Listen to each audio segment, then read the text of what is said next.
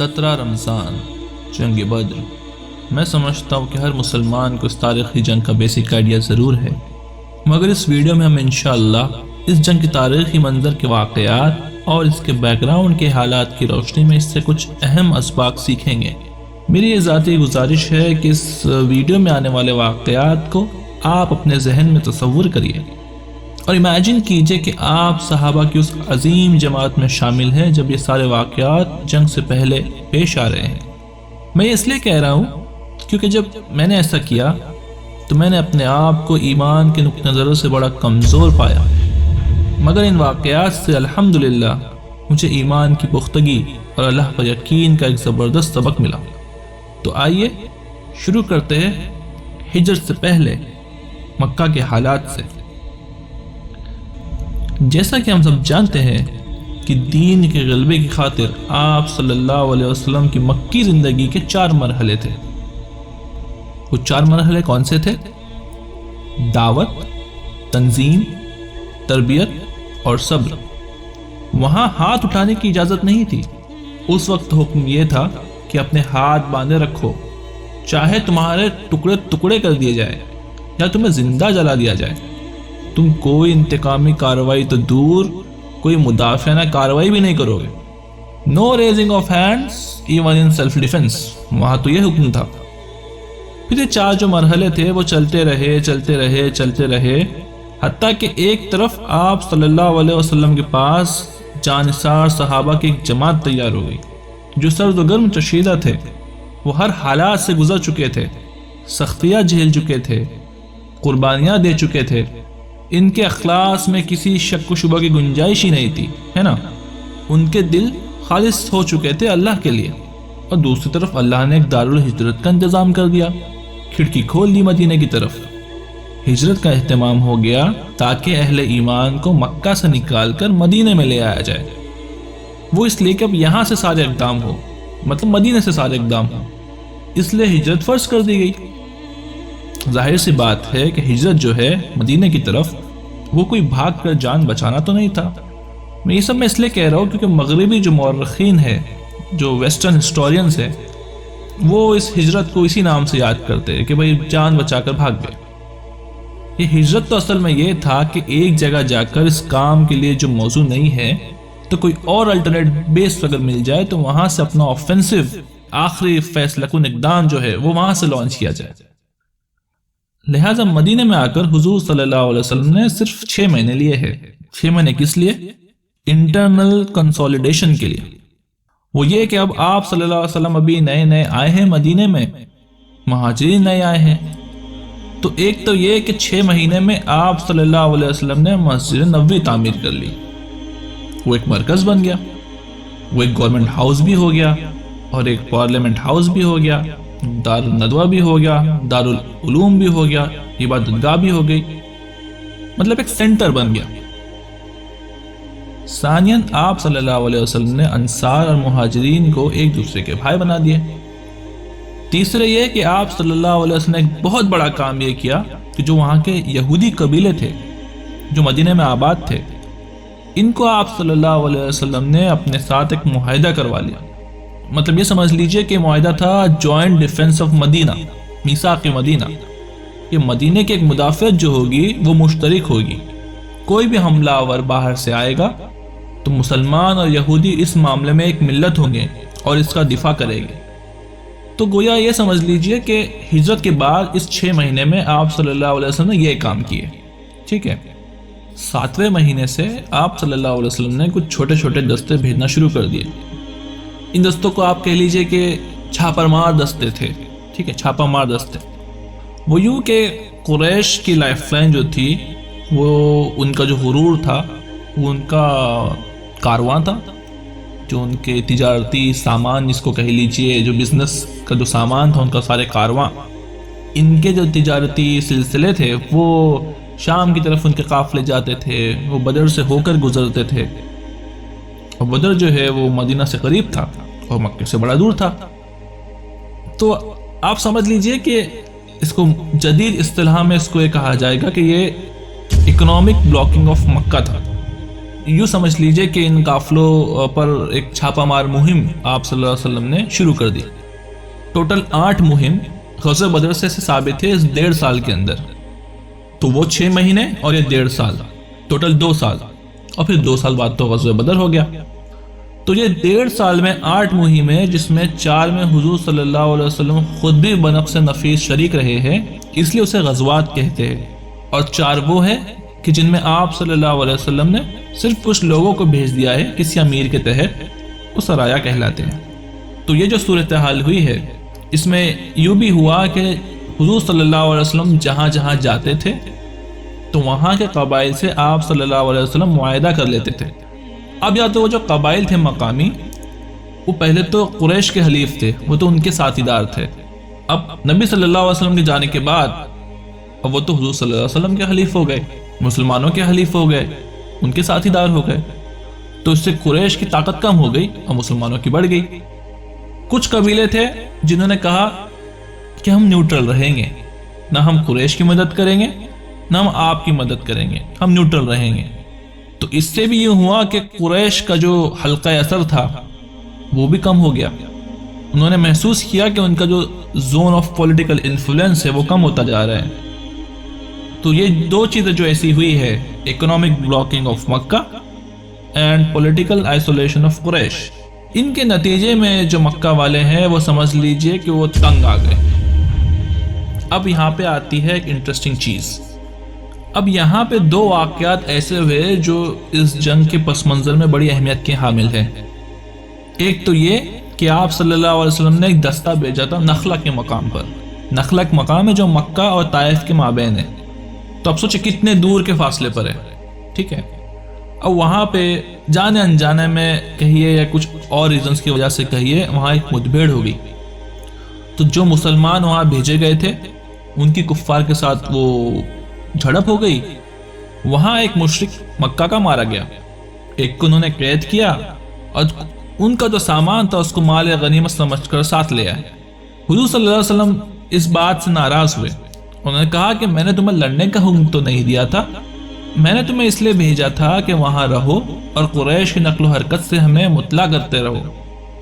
تو فی الوقت شکل یہ ہوئی کہ اقدام ہو گیا مسلمانوں کی طرف سے، اور ادھر جب ابو سفیان جو اب تک ابھی ایمان نہیں لائے تھے وہ لے کر جا رہے تھے ایک بہت بڑا قافلہ شام کی طرف، تو حضور صلی اللہ علیہ وسلم نے اس کا تعقب کیا، لیکن وہ بڑی تیزی سے نکل گئے۔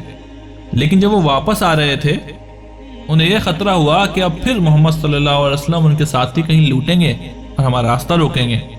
تو انہوں نے یہ دوہری حکمت عملی کی کہ ایک تو یہ کہ ایک سوار بھیجا تیزی کے ساتھ کہ جاؤ مکہ والوں سے کہو کہ ہمارے قافلے کو خطرہ ہے، اور دوسرا انہوں نے یہ کیا کہ جو آسان جو راستہ تھا جو بدر سے ہو کر گزرتا تھا اسے وہ چھوڑ کر ساحل سمندر کے ساتھ ساتھ نیچے سے ہو کر وہ نکل بھی گئے۔ اور انٹرسٹنگلی مکہ میں دونوں چیزیں بیک وقت پہنچ گئی۔ ایک طرف تو وہ نخلا سے لوگ روتے چیختے چلاتے آئے کہ ہمارا آدمی مار دیا محمد کے آدمیوں نے، اور ادھر سے وہ ایلچی جو تھا، جو سوار جو تھا جو ابو سفیان نے بھیجا تھا، وہ بھی مکہ آ گیا کہ دوڑو دوڑو تمہارا قافلہ محمد صلی اللہ علیہ وسلم لوٹنے والے ہیں، اور یہ ہے اور وہ ہے۔ بس پھر یہ ہوا کہ ایک وار کرائم ہو گیا، اور وہاں پہ 1000 کا لشکر جو ہے وہ جمع کیا گیا، 900 اونٹ فراہم کیے گئے اور 100 گھوڑوں کا ایک رسالہ تیار کیا گیا، اور وہ لوگ مکہ سے نکل آئے۔ یہ ساری چیزیں جو ہے یہ ہو رہی تھی مکہ میں۔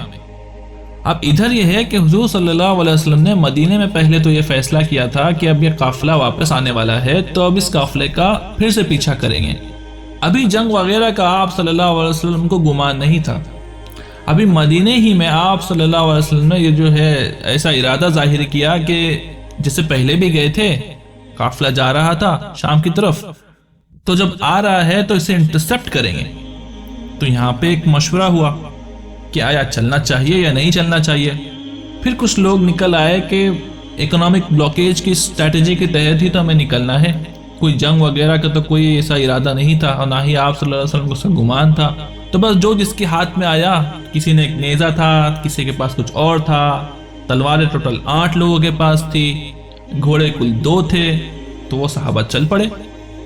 وہ اس لیے چلے کہ مسئلہ تو قافلے کا ہے نا، کوئی جنگ وغیرہ کا تو مسئلہ نہیں ہے، نہ ہی کوئی لشکر وغیرہ کچھ آ رہا ہے۔ اب یہ لوگ یہاں مدینے سے نکل گئے بدر کے مقام کے لیے، کیونکہ وہاں سے وہ قافلہ عموماً جاتا تھا۔ تو بدر سے پہلے آپ صلی اللہ علیہ وسلم جب سفر طے کر کے صفرہ کے مقام پر پہنچے ہیں تو وہاں اللہ نے وحی نازل کر دی، اور آپ صلی اللہ علیہ وسلم کو اطلاع پہنچ گئی کہ ابو جہل 1000 کا لشکر لے کر مکہ سے چل پڑا، اور وحی میں اللہ تعالیٰ نے بتا دیا کہ اے نبی صلی اللہ علیہ وسلم اب یہ 2 شکلیں ہیں، جنوب سے مکہ کی طرف سے ایک لشکر آ رہا ہے اور شمال سے ابو سفیان کا قافلہ آ رہا ہے۔ اب میرا یہ وعدہ ہے، اللہ نے کہا کہ اللہ کا یہ وعدہ ہے کہ ان دونوں میں سے ایک تمہیں ضرور عطا کر دوں گا اور تم کو فتح حاصل ہو جائے گی، یہ آپ اہل ایمان کو بتا دیجئے اور مشورہ کیجئے۔ تو ایک تو مشورہ ہوا تھا مدینے میں، اب دوسرا مشورہ یہاں ہو رہا ہے مدینے سے نکل کر مقام صفرہ پر، کہ دیکھو ہم نکلے تھے اس کام کے لیے، لیکن اب صورتحال اللہ تعالیٰ کی طرف سے یہ پیش آ گئی ہے کہ جنوب سے لشکر آ رہا ہے اور شمال سے قافلہ آ رہا ہے، اور اللہ کا وعدہ ہے کہ ان میں سے ایک پر لازماً ہمیں فتح ضرور حاصل ہوگی۔ تو بتاؤ کدھر چلے، لشکر کی طرف چلے یا قافلے کی طرف؟ اب یہ سارا معاملہ آپ صلی اللہ علیہ وسلم اپنے صحابہ سے عرض کر رہے ہیں تاکہ ان کا مورال ریٹ کر سکے، کہ پتہ چلے کہ ساتھیوں کا جو رجحان ہے وہ کس طرف ہے، ان کا مورال کیا ہے، ان کا حوصلہ کیا ہے، ان کے جذبات کیا ہے، ان کی امنگیں کیا ہے۔ اور وہ یہ سن کر ڈر جاتے ہیں کہ لشکر آ رہا ہے، قریش کا لشکر۔ قریش کا تو یہ سمجھیے کہ ان کا نسب ہی دہشت پیدا کرنے والا تھا، عرب میں قریش، ان کا لشکر، اور پوری تیاری کے ساتھ، پوری طریقے سے کیل کاٹوں سے لیس۔ نبی صلی اللہ علیہ وسلم میں چیک کرنا، یہ مورال دیکھنا چاہتے تھے کہ کیا وہ ان سے ڈر جاتے ہیں یا پھر ان کے اندر ایسی کیفیت اور استقامت پیدا ہوتی ہے کہ اب ٹھیک ہے، وقت آیا ہے، وقت شہادت آیا ہے، تو چلیے لشکر کی طرف۔ حضور صلی اللہ علیہ وسلم نے جب یہ مشورے کی بات رکھی، تب دیکھیے یہ بات بہت اہم ہے اور بہت ہی پیارا واقعہ ہے۔ یہاں پہ میں آپ سبھی سے ایک درخواست کرنا چاہتا ہوں کہ آپ اس مقام پر رک کر اپنے دل سے پوچھیں کہ وہ کس طرف مائل ہو رہا ہے، لشکر کی طرف جانا سجیسٹ کر رہا ہے یا اس قافلے کی طرف۔ اب یہاں رک کے 1 سیکنڈ کے لیے آپ سوچئے۔ چلیے اب آگے بڑھتے ہیں۔ تو جب نبی صلی اللہ علیہ وسلم نے مشورے کی بات رکھی تو مہاجرین میں سے کئی اصحاب نے کھڑے ہو کر تقریریں کی بڑی جوشیلی کہ حضور صلی اللہ علیہ وسلم جو حکم آپ کا ہو آپ بسم اللہ کریں، ہم تیار ہیں، ہم ہر شے کے لیے تیار ہیں۔ حضرت ابو بکر نے تقریر کی بڑی پیاری، لیکن حضور صلی اللہ علیہ وسلم نے کوئی خاص اہمیت نہیں دی۔ حضرت عمر نے بھی تقریر کی بڑی جوشیلی، اس کے بعد بھی حضور صلی اللہ علیہ وسلم نے کوئی خاص اہمیت نہیں دی۔ انہوں نے فرمایا کہ مشورہ دو مجھے، آپ لوگ سب مشورہ دو۔ پھر حضرت مقداد نے جو تقریر کی وہ بڑی پیاری ہے۔ انہوں نے کہا کہ حضور صلی اللہ علیہ وسلم، ہم موسیٰ کے ساتھی تو نہیں ہے کہ جنہوں نے جنگ کے وقت کہہ دیا تھا کہ جاؤ موسیٰ تم اور تمہارا رب جا کر جنگ کرو، ہم تو یہیں بیٹھیں گے، ہم تو جنگ نہیں کریں گے۔ ہم تو موسیٰ کے ساتھی نہیں ہیں، ہم تو محمد صلی اللہ علیہ وسلم کے صحابی ہیں۔ خدا کی قسم آپ بسم اللہ کریں، جو بھی قدم آپ اٹھائیں گے انشاءاللہ اللہ ہمارے ذریعے سے آپ کو آنکھوں کی ٹھنڈک عطا کرے گا۔ اتنی پیاری تقریر کی، مگر حضور صلی اللہ علیہ وسلم نے اس بات کو بھی کچھ خاص اہمیت نہیں دی۔ پھر فرمایا مجھے مشورہ دو، مجھے مشورہ دو، مجھے اور مشورہ دو۔ اب یہ بات جو ہے وہ انصار کی سمجھ میں آ گئی کہ حضور صلی اللہ علیہ وسلم کا جو روح سخن ہے وہ ہماری جانب ہے۔ وہ کیونکہ انصار سے جو معاہدہ ہوا تھا بیعت عقبہ ثانیہ میں، وہ یہ تھا کہ اگر مدینے پر حملہ ہوگا تو ہم آپ کی حفاظت کریں گے۔ ابھی مدینے پر حملہ نہیں ہوا تھا، بلکہ حضور صلی اللہ علیہ وسلم آگے بڑھ کر نکل آئے تھے مدینے سے، اور جنگ مدینے کے باہر ہونے والی ہے۔ تو گویا اسٹرکٹ سینس میں انصار جو تھے وہ پابند نہیں تھے اپنے معاہدے کی روح سے حضور صلی اللہ علیہ وسلم کا ساتھ دینے کے لیے۔ اور ظاہر سی بات ہے کہ اب جو سچویشن سامنے آئی تھی، صرف مہاجرین کی نفری کافی نہیں تھی۔ مہاجرین کتنے تھے؟ 80-85 مہاجرین تھے، باقی کے سب تو سب انصار تھے ان 313 کی تعداد میں۔ لہذا حضور صلی اللہ علیہ وسلم کے بار بار اس مشورے پوچھنے کی بات کو انصار سمجھ گئے۔ اس کے بعد جو ہے حضرت سعد ابن عبادہ رضی اللہ تعالیٰ عنہ کھڑے ہوئے اور بڑی پیاری تقریر کی۔ یہ آج بھی تاریخ میں سنہرے الفاظ سے لکھی گئی تقریر ہے۔ انہوں نے کہا کہ اللہ کے رسول، شاید آپ کا اشارہ ہماری جانب ہے، تو ہم تو آپ پر ایمان لا چکے، وہ بیعت اکبر والی بات کو تو آپ بھول جائیے۔ اب جب ہم ایمان لے آئے اور آپ کو اللہ کا رسول اور اپنا نبی مان لیا ہے تو ہمارے لیے کوئی آپشن کہاں ہے؟ We don't have any option۔ خدا کی قسم، اگر آپ اپنی سواری سمندر میں ڈال دیں گے تو ہم سب آپ کے پیچھے سمندر میں اتر جائیں گے، آپ بسم اللہ کیجئے۔ اس تقریر کے بعد حضور کا چہرہ خوشی سے کھل اٹھا اور چہرے پر بشاشت کے آثار آ گئے کہ یہ جو جماعت میں نے تیار کی ہے، اتنی محنت سے دعوت، تربیت اور تنظیم کے مراحل جو میں گزار کر لایا ہوں، یہ جماعت اب تیار ہے فی الواقع اس آخری مرحلے میں داخل ہونے کے لیے۔ اب ہم پوری طریقے سے فٹ ہے۔ اس کے بعد آپ صلی اللہ علیہ وسلم نے کہا کہ چلو پھر بدر کی طرف۔ ابھی جیسا کہ ہم سب تاریخ کے سارے واقعات پڑھتے آ رہے ہیں، ابھی میں عرض کر چکا ہوں کہ وہ جو قافلہ تھا ابو سفیان کا، وہ بدر کی وادی میں داخل ہی نہیں ہوا۔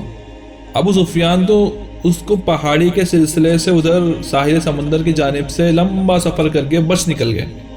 اور یہ جو قریش کا جو لشکر تھا جو نکلا تھا مکے سے، انہوں نے بھی کسی مقام پر پڑاؤ کیا تھا۔ یہاں پر بھی دو واقعات ہوئے جو میں آپ کو سنانا چاہتا ہوں کہ جب قریش کے لشکر کا جو یہ پڑاؤ انہوں نے کیا ہوا تھا تو وہاں اطلاع پہنچ گئی کہ قافلہ تو بچ کر نکل گیا۔ ابو سفیان کا پیغام آ گیا کہ میں قافلے کو بحفاظت لے کر مکہ پہنچ گیا۔ اب یہاں سوال پیدا ہوا پھر وہی ہاکس اینڈ ڈوز کا معاملہ۔ ڈوز نے یہ سوچا کہ اب خون ریزی کاہے کے لیے ہے، ہم تو نکلے تھے اپنے قافلے کی حفاظت کے لیے، قافلہ تو پہنچ گیا۔ لیکن جو ہاکس تھے ان کو یہ سمجھ میں آیا کہ ہم کو یہ موقع مل گیا ہے، it's a God given opportunity. اب جو ہے ہم یہاں تک پہنچ گئے ہیں، مدینہ یہاں سے کتنا، صرف 80 میل دور ہے، ہم کہاں سے کہاں تک ہو کر یہاں پہنچ گئے ہیں، اب تو موقع ہے، اب یہاں سے واپس جانے کا کیا سوال۔ یہاں پر حضرت حکیم جو اس وقت تک ابھی ایمان نہیں لائے تھے، وہ گئے عتبہ کے پاس اور انہوں نے کہا کہ عتبہ دیکھیے ہمارا جو قافلہ تھا وہ تو بچ کے جا چکا، اب خواہ مخواہ کی خون ریزی اور جنگ کاہے کے لیے، آپ کی حیثیت تو قریش کی وہاں یہ ہے کہ اگر آپ اس کو روکنا چاہے تو جنگ اب بھی رک سکتی ہے۔ عتبہ نے کہا ٹھیک ہے، بات تو تمہاری صحیح ہے، چلو چلتے ہیں ابو جہل کے پاس۔ ابو جہل جو تھا he was the chief of the hawks. Utbah نے وہاں جا کر بات کی، مگر ابو جہل وہ شخص جو تھا، پھر اس نے جو پیترا بدلا ہے، اس نے تانا دے دیا عتبہ کو۔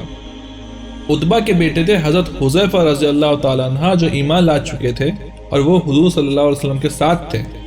ابو جہل نے کہا ہاں معلوم ہوتا ہے عتبہ، بیٹے کو سامنے دیکھ کر تم پر بزدلی طاری ہو گئی ہے۔ اب یہ عرب کے لیے بہت بڑا تانا تھا۔ دوسری طرف ابو جہل نے کیا کیا کہ وہ جو شخص جو وادی نخلا میں مارا گیا تھا مشرک، اس کے بھائی کو بلایا اور اس کو کہا دیکھو تمہارے بھائی کا قاتل جو ہے وہ بھی سامنے آ کے پڑے ہوئے ہیں، لیکن یہ لوگ چاہتے ہیں کہ جنگ نہ ہو۔ تو اس شخص نے فوراً کپڑے پھاڑے، وہاں کا جو ایک قبائلی رواج تھا اس کے مطابق اس نے چیخنا چلانا شروع کیا۔ اب تو اس مقتول بھائی کا نام لے کر اس نے کہا کہ اس کا انتقام اور اس کا قصاص لے کر جائیں گے ورنہ نہیں جائیں گے۔ اب یہ دو باتیں ہو گئی تو عتبہ نے بھی اس تانے کا جو ابو جہل نے دیا تھا اس کا جواب دیا کہ یہ تمہیں صبح پتا چلے گا کہ بزدل کون ہے، کون کاوڈ ہے۔ ظاہر ہے کہ عتبہ کو جو بات تھی وہ کھا گئی۔ اب نتیجہ یہ ہوا کہ پھر اگلے دن سب سے پہلے عتبہ میدان میں آیا۔ وہ میدان میں آیا اپنے بھائی شیبہ بن ربیعہ کو ساتھ لے کر اور اپنے بیٹے ولید بن عتبہ کو ساتھ لے کر۔ ولید بن عتبہ حضرت حذیفہ کا چھوٹا بھائی تھا اور جب بڑا بھائی حضرت حذیفہ حضور صلی اللہ علیہ وسلم کے ساتھ ہے۔ اب پہلے زمانے میں یہ رواج تھا، یہ روایت تھی کہ لوگ مبارزہ اور چیلنج کیا کرتے تھے کہ کوئی آئے ہمارے مقابلے میں کہ جن سے ہم ون آن ون مقابلہ کریں۔ تو قریش کی جانب سے عتبہ، شیبہ اور ولید یہ تین لوگ نکلے، اور اس مبارزے کے چیلنج کے جواب میں مسلمانوں کی جانب سے 3 انصاری صحابی نکلے۔ تو قریش کے ان 3 لوگوں نے کہا کہ آپ کون لوگ ہو؟ Disclose your identities. انہوں نے بتایا کہ ہم انصار میں سے ہیں۔ تو انہوں نے کہا کہ نہیں، ہم تم سے جنگ کرنے نہیں آئے ہیں، ہماری شان سے فروتر ہے کہ ہم اس کاشتکاروں سے جنگ کریں۔ انہوں نے تانا دیا کیونکہ مدینہ کے لوگ تو کاشتکار لوگ تھے۔ انہوں نے کہا کہ ہمارے مد مقابل بھیجو محمد صلی اللہ علیہ وسلم، ان لوگوں کو بھیجو جو ہمارے مقابلے کے ہو۔ تو اس کے بعد حضور صلی اللہ علیہ وسلم نے ان تینوں کو اشارہ کیا کہ واپس آ جاؤ۔ ان کے واپس بلانے پر یہاں حضرت حذیفہ نکلنے لگے اپنے باپ کے مقابلے۔ اس بات پر حضور صلی اللہ علیہ وسلم نے روک دیا۔ حضور صلی اللہ علیہ وسلم کی شفقت و رحمت نے گوارا نہ کیا کہ باپ بیٹے کے مقابلے میں آئے اور بیٹا باپ کے مقابلے میں۔ بہرحال مسلمانوں کی جانب سے جو 3 نکلے ان میں تھے حضرت حمزہ، حضرت علی اور حضرت عبیدہ۔ یہ 3 صحابی جو تھے قریش میں سے وہ نکلے۔